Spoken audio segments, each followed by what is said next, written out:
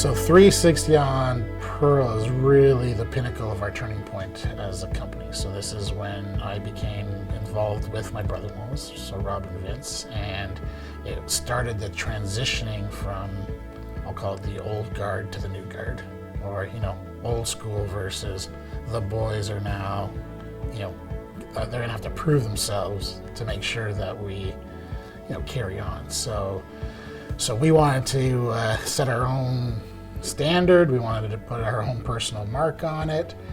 So we worked extremely hard on that one. We didn't name it after any of the older residents in Burlington, but it's a modern look, so we gave it a modern name.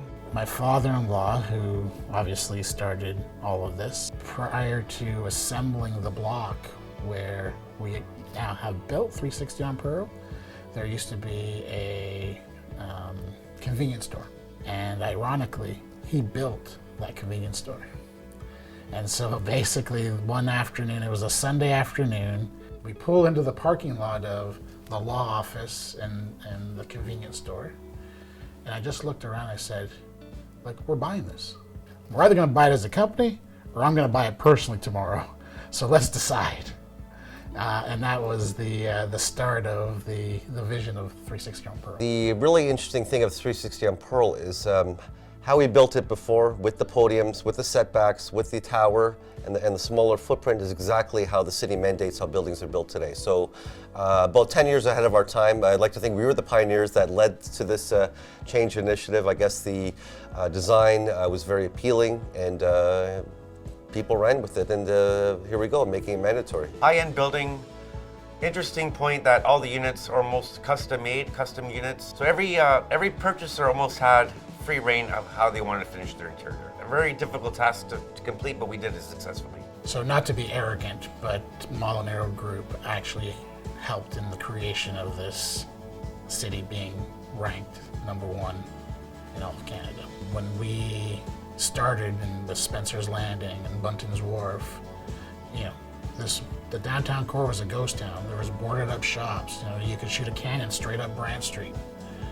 So we owe it to my father-in-law, who saw the vision, to say, why aren't people investing in this town? This is fantastic. It's on the waterfront, so people could see it from the highway. People could see it from Lakeshore. So it adds a beautiful image to the Burlington skyline. So Strata was creating the benchmark for us. So we had just come off of building 360 on Pearl, which was fabulous. So, now the benchmark was raised. Strata is a very interesting challenge. It was our tallest building to date, and there was a lot of vocal residents that wanted some input into the design and look of the buildings.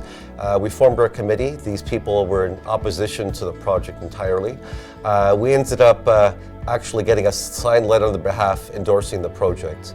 The net result of these meetings was the L shape you see. They were concerned of the loss of vistas and views from their buildings. So we sat down for hours, not with the architect. We are sat down with them ourselves, and we're just doing drawings on napkins, trying to get feedback, a lot of back and forth, I think weeks, if not months of this. And the net result was the beautiful, elegant design. And the sign-off letter they gave us, indicating their support for the project. So once again, it goes back to Rob, Vince, and I, setting this, meeting the standard or exceeding. We can't rest on the laurels of the past.